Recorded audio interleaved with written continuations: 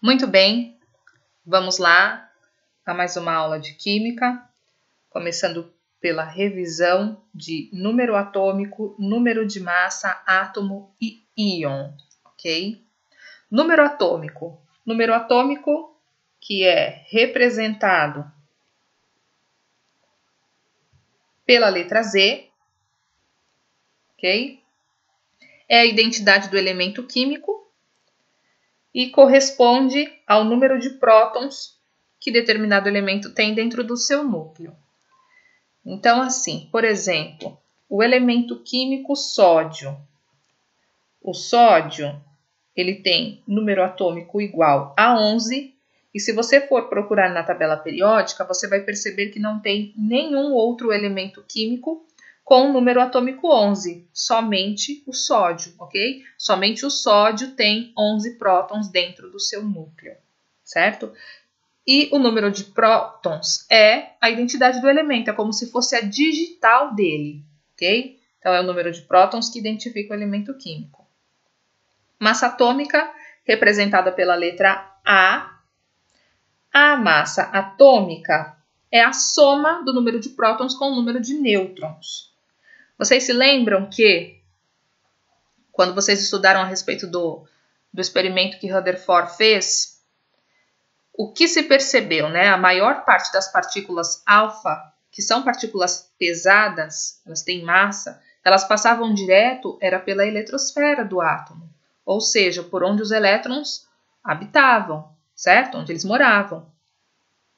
Se elétron tivesse massa, provavelmente muitas delas não conseguiriam passar, ok? Como a massa do elétron ela é desprezível, é 1 sobre 1836, então toda a massa do átomo consideramos que está dentro do seu núcleo, ok? Então, toda vez que a gente quer saber o número de massa, a gente soma o número de prótons com o número de nêutrons ou o número atômico com o número de nêutrons.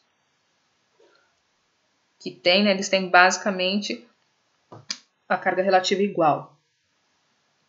Por exemplo, temos aqui o elemento químico sódio apresenta 11 prótons e 12 elétrons em seu núcleo. Determine sua massa atômica. Então, se eu quero descobrir a massa, massa é igual ao número de prótons mais o número de nêutrons. Então, massa é igual a 11 mais 12. Logo, o número de massa do sódio é igual a 23, ok? Representação do elemento químico. A representação do elemento químico é universal, ok? Se você sair daqui e for para outro país, vai ser da mesma forma. E ela serve para quê? Ela te livra da tabela periódica, certo? Quando você tem a representação do elemento químico, você já tem alguns dados suficientes, pelo menos para você encontrar o número de prótons, nêutrons e elétrons, ok? Então, aqui nós temos a representação genérica do elemento químico. Esse E está representando o símbolo de um elemento químico qualquer. O A representa a massa atômica e o Z representa o número atômico. Então, no canto superior esquerdo, sempre teremos a massa atômica e no canto inferior esquerdo, sempre teremos o número atômico. Aqui, deste lado, ok? No canto superior direito, sempre reservamos para a carga, ok? Então, quando você tem um íon, a carga fica exatamente no canto superior direito do símbolo do elemento. Então, por exemplo, aqui nós temos o sódio, nós acabamos de calcular que a massa do sódio é igual a 23. Então, massa em cima e o número atômico, que é 11, embaixo. Então, essa seria a representação do elemento químico sódio. Carbono. De acordo com a tabela periódica, 12 seria a massa, 6 o número atômico. O cálcio, de acordo com a tabela periódica, 40 seria a massa atômica e 20 seria o número atômico. Então, essas são representações do elemento químico. Átomo e íon. Qual a diferença entre átomo e íon? Átomo é espécie neutra, ok? Ou seja, tem a mesma quantidade de prótons e elétrons. Então, por exemplo, aqui, cálcio. Quantos prótons tem o cálcio? Nós já vimos que ele tem 20 prótons, porque está aqui na posição do número atômico. Mas quantos elétrons será que o cálcio tem? Se você não tem nenhuma carga aqui no canto superior direito, significa que ele é neutro, ok? Ou seja, ele tem a mesma quantidade de cargas positivas e negativas. Logo, o cálcio tem 20 prótons e 20 elétrons.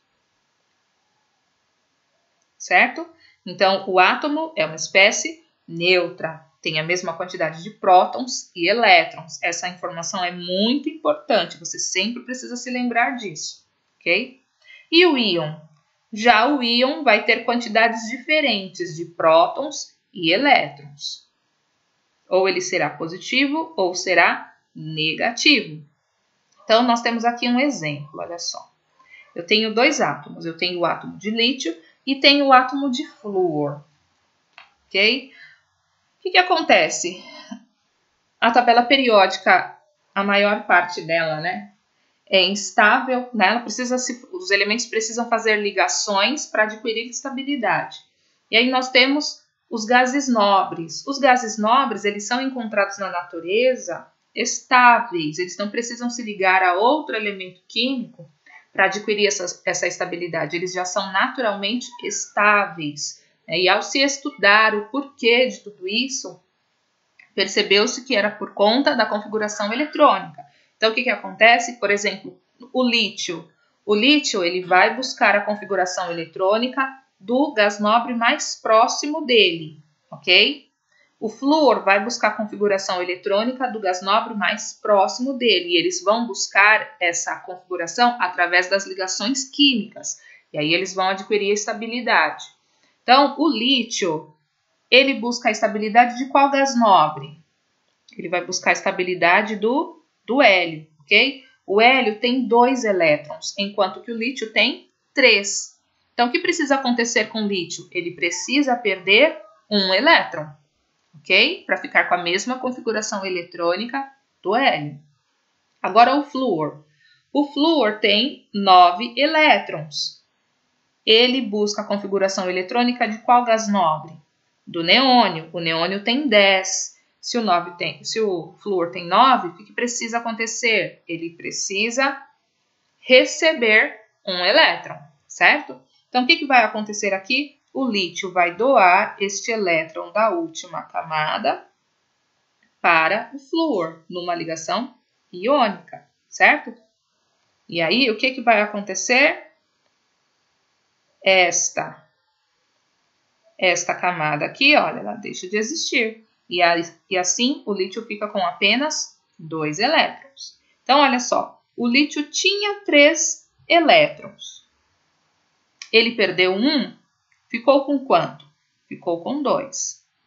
E o número de prótons? Lembrando que o átomo só perdeu elétrons. Então, se ele tinha 3 prótons, ele permanece com os 3. Aqui nós percebemos o quê? Que nós temos uma carga positiva a mais do que negativa. Por isso, o lítio, quando perde um elétron, ele deixa de ser Li, o átomo, e passa a ser Li+, ou Li mais 1. Isso significa o quê? Que ele tem um próton a mais do que elétron. Ele tem uma carga positiva a mais do que negativa. Agora aqui no caso do flúor. No caso do flúor, quantos prótons ele tem? Ele tinha 9 e continua com 9, porque ele não recebeu prótons, ele recebeu elétrons. Então, ele tinha 9 elétrons e recebeu 1.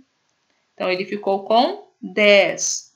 Quem aqui está a mais? Elétron, certo? Quantos elétrons a mais? Você tem 1 elétron a mais do que próton. Elétron tem carga elétrica negativa, por isso o sinal aqui negativo. Então, você tem 1 elétron a mais do que próton. E aí, o que a gente faz? Coloca o símbolo do elemento químico, que no caso é o flúor. Então, através dessa representação, eu estou indicando que o flúor tem 1 elétron a mais do que próton. Então, aqui, olha, nós temos outros exemplos. Por exemplo, o alumínio Al mais 3. Aqui nós sabemos que é o que? O número atômico, certo? Porque o número atômico é o que se localiza no canto inferior esquerdo. Número atômico é o mesmo que o número de prótons, então a gente já pode colocar aqui que ele tem 13 prótons. E quantos elétrons? Se está positivo, significa que ele perdeu, ok? Então, toda vez que perde, fica positivo. Perdeu quanto? Perdeu 3. Então, se ele tinha 10, porque no início ele era neutro, certo? No início ele era neutro, então ele tinha a mesma quantidade de prótons e elétrons. Então, ele tinha 13 prótons, 13 elétrons. Perdeu 3, ficou com 10, ok? Cálcio. O cálcio tem 20 prótons e ele também tinha 20 elétrons. Mas o que aconteceu aqui? Ele perdeu. Ele perdeu. Perdeu quanto? Perdeu 2. Então, tinha 20. Perdeu 2, ficou com 18. E aí, ele fica com a configuração do argônio, ok? Então, ele ficou com 18 elétrons. Nitrogênio. O nitrogênio, ele tem 7 prótons, também tinha 7 elétrons. Se está negativo o sinal, significa que ele recebeu. Recebeu quanto? Recebeu 3. Então, se ele tinha 7 e recebeu 3, ficou com 10 elétrons. Oxigênio. Número de prótons, 8. Ele tinha também 8 elétrons e recebeu 2. Então, 8 mais 2, agora ele tem 10. Ok? Neônio. Olha só, tem alguma carga aqui? Não tem carga nenhuma. Então, isso significa que isso daqui não é um íon, isso daqui é um átomo. E, como nós já vimos, o átomo é uma espécie neutra, certo? Então, se ele tem 10 prótons, ele também tem 10 elétrons. Então, resumindo,